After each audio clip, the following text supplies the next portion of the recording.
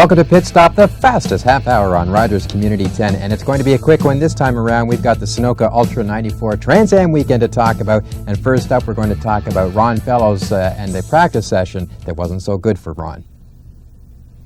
Today was practice day, a couple sessions. What'd you learn? We didn't have enough time. Yeah, there's never enough time. No, we lost the motor in the last session.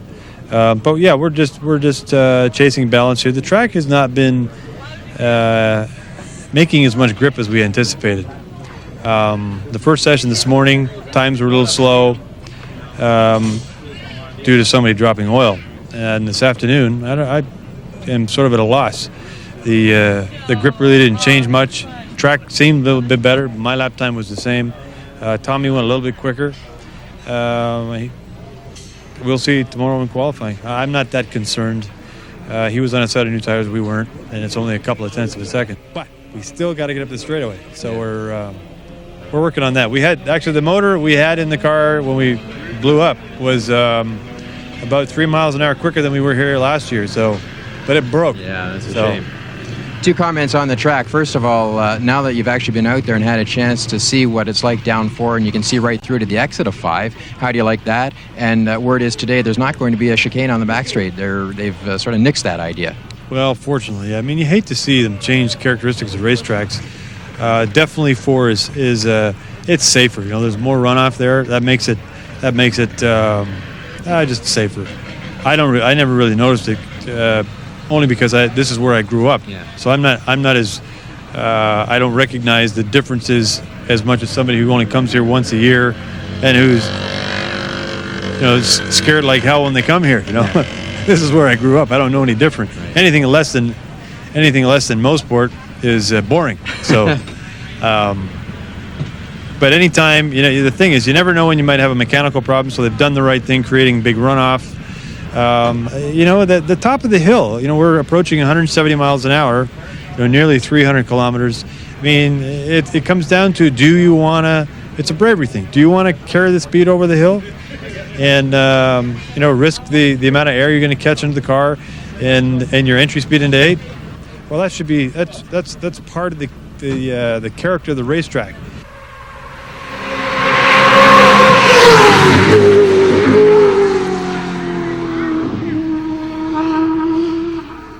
Now, obviously, the talk about the chicane was in regards to the IMSA cars. Trans Am weren't going to use any chicane this past weekend, but they were going to use one maybe next year if it was there.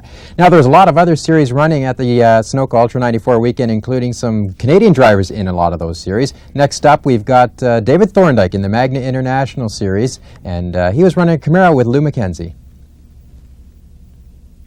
Well, another weekend at Mosport. Finally, winter's over and we're back here, and you've got the old AC Delco Chevy back out running again. Yeah, we've got another season we're going to attack, and this is our first race. We're looking forward to a good weekend. Summer's been a long time coming, but I think yesterday was our first good warm day, and the sun's coming through now. I think we're going to have a good qualifying session and a good race tomorrow morning. Format for your series has changed somewhat for this year. What's the idea? It's a 1-hour race, but a mandatory change. They wanted to keep the 2-driver format. We're going to have some races with 1 hour mandatory driver change. Some weekends we'll have twin 40-minute sprint races, so one driver will run each race. And we've got away from the endurance format completely this year. Qualifying this session, what do you expect? 33 cars, I believe we have today. It's going to be pretty busy out there. The session was a little bit damp this morning, so we were kind of off the times. So this will be the qualifying session. So there are going to be a lot of guys going bonsai today, I think. All right, well, we wish you all the best, and we love having those Oshawa guys out there. Okay, thanks a lot. Bye. Well, David and Lou, they qualified 14th, and in the race they ended up 13th. Not a bad showing for the first day. We'll look forward to more from the Oshawa native throughout the season. Up next, we've got a story about Rob McDonald, the kid from Keswick running the F1600 series, and he's got some Cantel sponsorship, which we kind of like. He did pretty good in qualifying, getting a time, but after that it didn't go so good. Check this out. Just a couple minutes to go, Rob. Great weekend at the regional, but this is a whole new ball game. Absolutely. Yeah, we had a fantastic weekend at the regionals. We were able to come away with the 3 wins and shake down the car and learn a lot. and this is going to be the first real test that we can put the car to. The track is going to be a little bit different than it was on the weekend, but I predict the conditions should be perfect for a flyer run, and that's what we're going to try and do this session. Yeah, it's going to be a tough one. Do you have another qualifier, though? We do have another qualifier tomorrow, but this is it for today. So it's dry today, so it's important that we get a good run today, because if it rains tomorrow, then we'll be out of luck. So it's a really important session today. Okay, good luck. Thank you very much. Now here's an exercise in getting a ride in a Formula 6. No, that's not it. Doing up the belts, it takes two to do them in these cars. You can see the confine of the cockpit is rather small, and a little tighter, please. The anti-submarine belts, gotta have them. Well, you know, after this session I mentioned that he had a problem. We'll see that in a moment. But we tried finding him because Race Medical gave us his neck brace as well to return to him.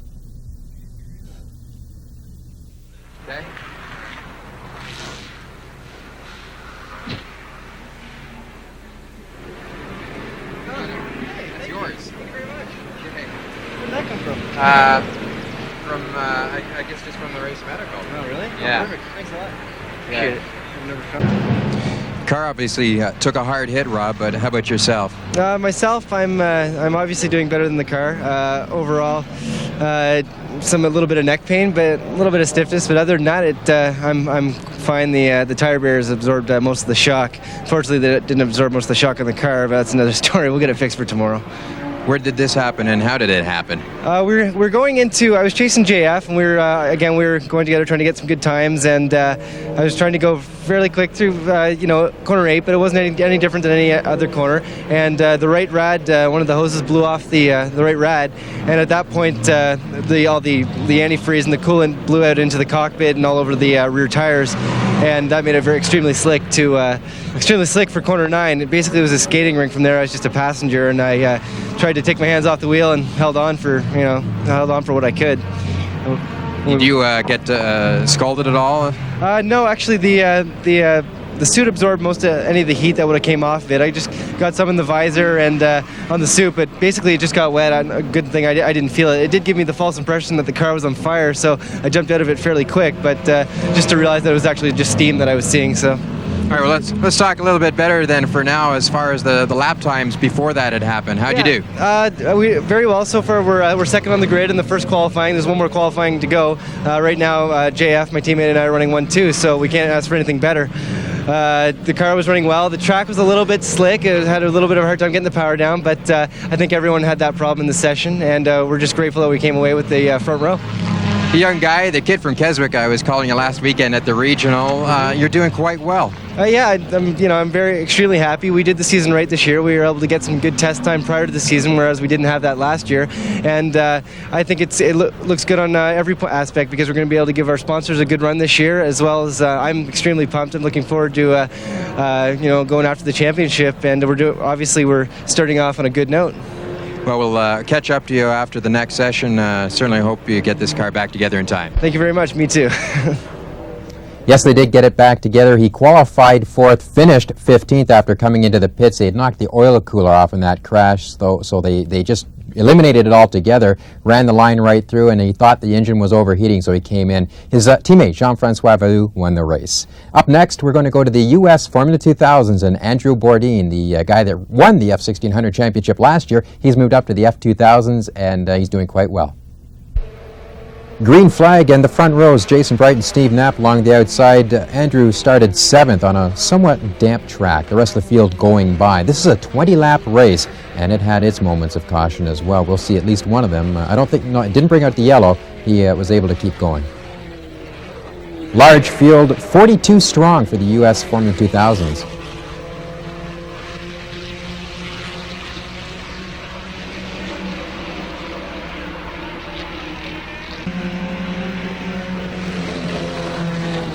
Through 3, here's the moment where you can see him just get to the outside, trying to go around Andrew, and no way, Peter McLeod ends up just about touching the wall, and he kicks up a little dust, and on his way, he ends up with a 9th place finish in spite of that spin.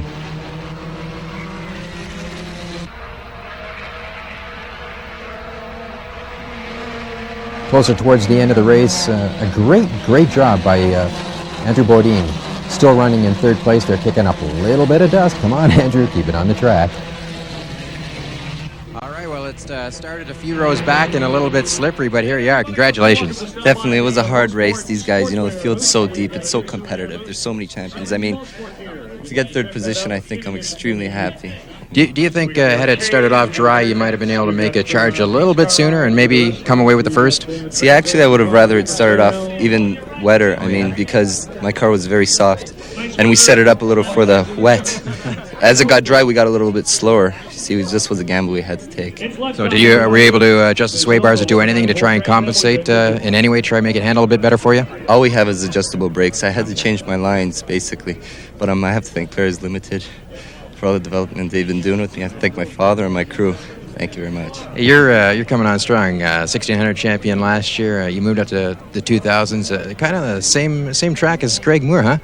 Well, you got to give it all to your team and the people that helped you bring it, that helped you come up the ladder, because they're everything. And I mean, without them, I wouldn't have been here. So I got to give it all to them. Yeah, well, take some of that credit yourself. You do a good job out there driving. Okay, today I will. Thanks. He sure does. All right, it's time for the Sunoco Ultra 94 Trans Am, the highlight of the weekend. Great crowd on hand for this weekend. Good fields, good competition, but unfortunate for the Canadian drivers, Ron Fellows and Kenny Wilden ran into some problems. But up first, we've got some interviews, and we asked Tommy Kendall about the friendly rivalry between himself and Ron. Yeah, he said, I was just a little slow like a fox, I think they say. He's going to be tough starting up front. Last year, if he would have checked out if he would have gotten by Dorsey last year, and he just couldn't get by him. Now with him starting up front, if he gets out front, it's going to be hard to catch him.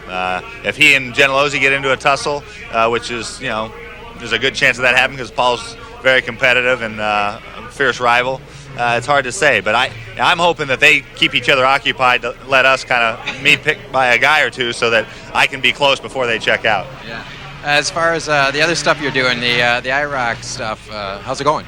It's going pretty well. It made it a hectic weekend. I had to leave after practice Friday and hightail it down to Charlotte, race down there late Friday night, got back at I think 4 in the morning before qualifying, and that might have been why I went so fast. I couldn't see where I was going. I wanted to get it over with and get to bed, but IROC's going pretty well. I think we're around 5th or 6th in points. We got a shot at the championship going into the last race, so they invert the whole field for all those races, so even being 5th or 6th, it's not too bad of a spot.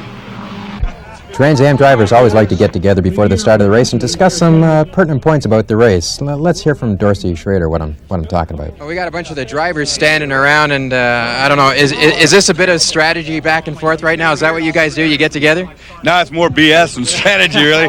I think all of us, just trying to blow off a little, not steam, but you get pretty wound up, and everybody just tries to get together and get some camaraderie going and keep your mind off the fact that we're going to be doing business in a few minutes here. So. Yeah. Well, the wind's picked up a fair bit for you guys. What do you have to say? Well, it's a big tailwind, and thank God it's a tailwind, not a headwind, because with the tailwind, we might, if guys are questionable on gearing, they might get on the rev limiter up there, but a headwind here is really bad because of the hill. If you catch a headwind going up the hill, the car can blow up in the air pretty good.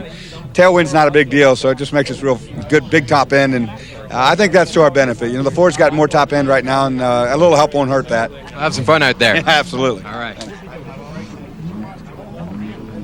Remember how uneven that is? Man, it took its shit right now. It just went. Oh, it's gone. Well, this is time to show. Well, this is what really counts. Unfortunately, the weather's giving us a break. We're going to put on a show, and I can promise you I'm going to lead at least the first lap, or we're going to have a big wreck. Well, why don't you go on a little further about that? Well, I've led this race a lot in GTS. I led it for 20 laps last year in Trans Am, and I need to be a little more patient. I've led every race this year in the Trans Am series, and I think, every once in a while you get a feeling, and I feel like we got a good car today. You've been around this stuff for a while. How come you're talking patience? Well, it's a new thing for me. But I figure I don't have that many of these left. I've done 102 of them, and this may be my last season, so I'd really like to win here at Mosport. I don't know, Dorsey. This looks like more of that serious pre-race negotiations. I don't know, Dorsey.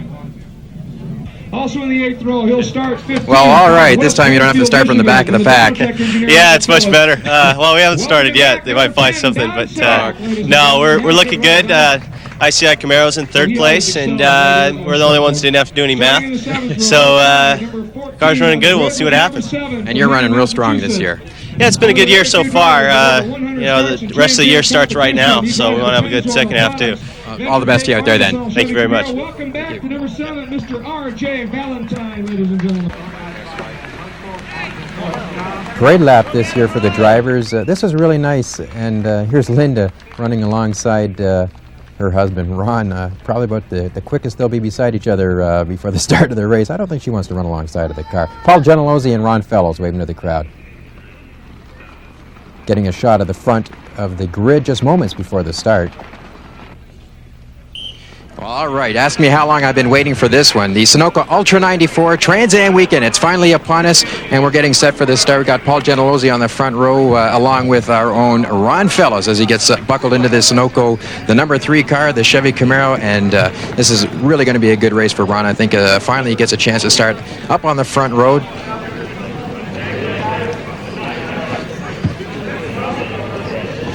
Men are getting buckled in, and hey, finally on the front row. This is it.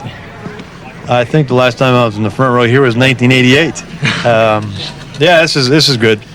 We'll see what the other guys got. We're going to try and get the like we talked before. I'm going to try and get the lead on the start and go from there. We'll see what happens. Well, I think you got the good line. The outside of 1 sets you up for 2.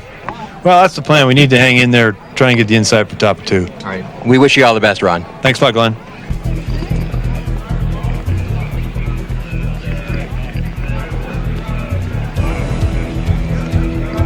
Well, for a while it looked as though Kenny Wildren was going to have to start to the outside of Tommy Kendall, but in fact, Boris said took away the spot, so Kenny moves back 1 row, and he'll be starting 7th place.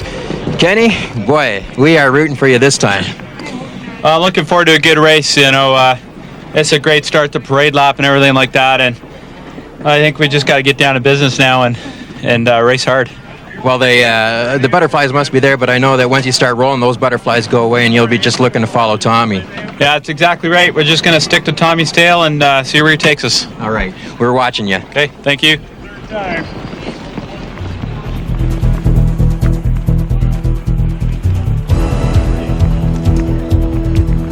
All right, the quick qualifier, the all-sport Mustang, Tommy Kendall, the number 11 car. He's going to start 5th. Now, I noticed he was putting a cool suit on, so we're going to just find out exactly why this guy's decided he's going to run a cool suit today in the Ultra 94 weekend. Front bars.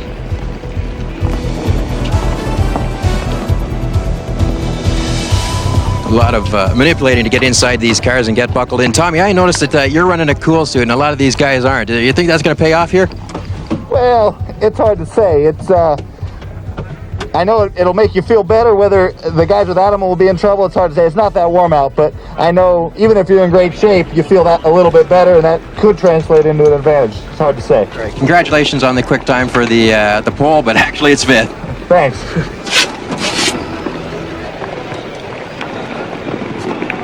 Well, if you notice, this car looks kind of white. Well, Boris is still looking for some sponsorship, and Boris is a real crowd pleaser here in Canada. A lot of guys like to see Boris run, but you'd also like to see this car run with something on it, huh? Yeah, I really would. I mean, the Roush guys give me a great car. It needs a sponsor, so somebody out there will sponsor this car and make Jack real happy. Well, you're starting to the outside of Tommy there. Yeah, so that's pretty good. I mean, car's running really good, so we'll just play it out in the beginning, then run as hard as we can through the whole race, and hopefully we'll get these Mustangs to the front. We'll be looking for you at the end. Thanks a lot.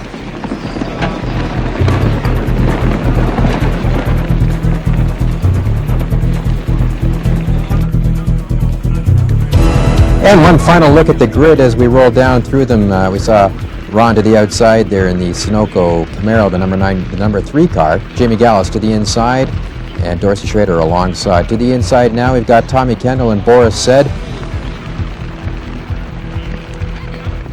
Going back 1 more row, Kenny Wildren on the inside, the number 40 car, and Brian Seymour in the number 22 Valvoline Mustang alongside. Greg Pickett. Now, Scott Sharp was supposed to run that car, and he was told not to by A.J. Foyt. Here's Linda getting set for the start of the race alongside of Ron's car. Maybe a little bit nervous. All right, the green flag, and we've got trouble right off the start. Kenny Wildren tags the back end of Tommy Kendall as they get the green flag. The reason being the field checked up. We'll hear from Kenny about that later. And there's the All-Sport Mustang about to, open its top. Kenny Wilden into the pits to change that rear end, and he's back out again. Not a good start for the number 11 All-Sport Mustang. Tommy Kendall will go to the back of the field for the restart. Now they did get the green flag. Lap 3, and Wilden pulls out of the pits, and the Roush crew look real happy about that. Kenny Wilden heading down. Now here we go. Working lap 4, they get the green flag, and Gentilozzi will lead. Ron Fellows down into turn number 1. Jamie Gallus follows along with Dorsey Schrader and the rest of the field. Wilden back into the pit, and this time it's terminal. Now through turn number 3, we see the field still being led by Gentilozzi. Ron Fellows closely behind in second spot. Jamie Gallus runs third, and they run that way for some time now. On board now with Ron Fellows down number 4. And here's that sight line. You can almost see it through to turn number 5. Up through 5 now into 5B. Gentilozzi leads, and Ron, oh, come on, Ron, get a little bit closer there, could you, please? Into the pits is Kenny Wilden in the number 40 Deerhawk Camaro as their day is done, and you can just see the dejection here on Kenny's face. Tough break, really, we were expecting a lot and hoping for a lot, and so is Kenny. This is not the way we wanted to be talking to you, obviously. No, it's not the way I would have wanted to talk today, but you know, there was some pretty funny things going on in that start, and what happened was we came out of turn 10, and the guys got on it for a bit, and then everyone braked, you know, and I got off, and then Kendall went again in front of me, stepped on it, I stepped on it, and apparently Gentilozzi on the front row decided not to go with the start because Fellows had moved ahead of him on the outside lane, and I guess Gentilozzi was trying to get a no start, and of course everyone stacked up, and the problem was that we were committed back there full throttle, and I tried to get around Kendall without hitting him, but couldn't do anything. And that's of course the problem we all know was starting a little bit further back, and it didn't look like the Kendall guys, the All-Sport guys, were happy with you once you went past them. But well, I'm sure you guys are going to talk about it. I didn't even see them. It's unfortunate, but Gentilozzi, so I've been told, decided not to make the start in our lane, and everyone was going. So I don't know what it is with that, but. I felt sorry for Tommy Kendall because he really, I didn't want to hurt his chances. I know he's in the hunt. I was trying to cause no problems with anybody out there, but, stuff like this happens. It's a racing incident. Broken oil line, the reason Kenny Wilden was knocked out of the race. Meanwhile, back to the action, and again we come through turn number 3 as Gentilozzi continues to lead. Ron still in the hunt here, but this is it. The engine lets go on the AER Sunoco number 3 Camaro, and Ron Fellows will pull off to the side of the track on the back straight, on the Mario Andretti straight, in a cloud of smoke. Tough break for Ron. You can just imagine what he's feeling right now.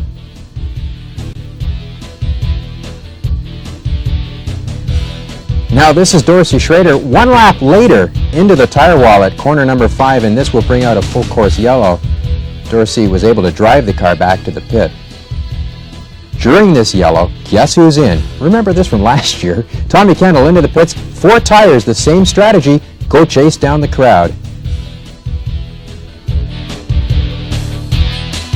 And he's back on the track. Meanwhile, the Sunoco Camaro of Fellows, well, this says it all, getting the tow back into the pits. Getting ready for a restart, Jamie Gallus keeping the heat in the tires as he's hoping to mount a challenge against Gentilozzi. Through corner number 10, they step on it for the green flag and the restart. Down through corner number 1, Gentilozzi leads, and it's lap 24.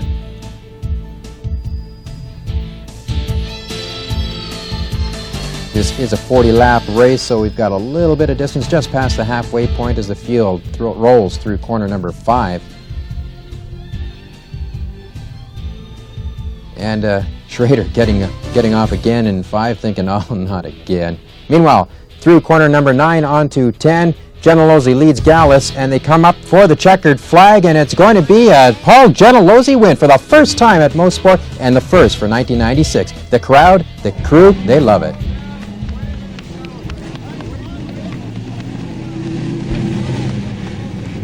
And Jamie Gallus finishes second as he rolls into the victory podium along with the Highway Masters number 5 Camaro, celebrating that victory lap. Well, really, what after It turned out to be a dismal start for Tommy Kendall. He's managed to pull into a victory lane here in third place in what we'd have to say is the drive of the day in the number 11 All-Sport Mustang. Tommy taking a little bit of a moment to catch his breath, take the helmet off. Something to drink. Somebody got something to drink? Go ahead and check the tape. Make sure it's rolling. And a little bit of something to drink. Tommy, what a drive. Well, I'll tell you what, day didn't start out so hot. That was definitely, before the green came out, I thought our day was over. But fortunately, this Roush car, they built me a pretty strong one in addition to being fast. So we figured our best without changing tires would have been fourth, and we got a third by changing an awful lot of work for one spot. But hey, you know, the way things were looking, it's a lot better than we expected. You end up doing the tire change thing again this year, but you know, Kenny said that he didn't know what those guys were doing up front. He said Giannolosi checked up and there's nothing he could do. Well, basically it was a non-start. They're playing a game on the front row. If one guy jumps, the other guy doesn't go, and so it's hard when you can't see anything beyond the bumper in front of you, and so there's a point in time where you just kind of naturally start to accelerate. And when nobody went, you know, he'd got on the gas. I started to inch forward, and then, you know, nobody was going anywhere, so I got out of it, and then he was gone, and, you know, kind of came over the top. You know, that's just one of those things where when you get a non-start, that's your biggest fear is you know, because sometimes they call it on the radio, sometimes they don't. It's just one of those things, you know. Can't fault Kenny. He's new to this, but he's also, there's really nothing he could have done. He could have 100 races under his belt, and it wouldn't have made any difference. Great. Well, here you are. Once again, you've made it to the podium. Hey, congratulations. A hell of a run. Yeah, it was a good run. You know, the ICI Camaro ran strong and handled perfectly as usual, thanks to Will Moody and my crew. And you know, a little bit short down the straightaway, and I think we would have had him. But you know, I'm happy. You always gotta be happy when you're on the podium, and we're going to Lime Rock next. We'll go get him there. Yeah, you're in the hunt there. Congratulations. Thanks.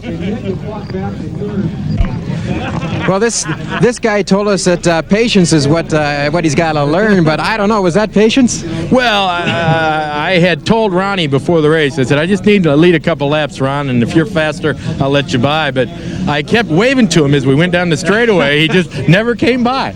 Yeah, he had a tough day today. Yeah, he did. He broke a motor, and that's a tough deal because he was good, and he and Jamie both ran the same, and they were great fun to race with.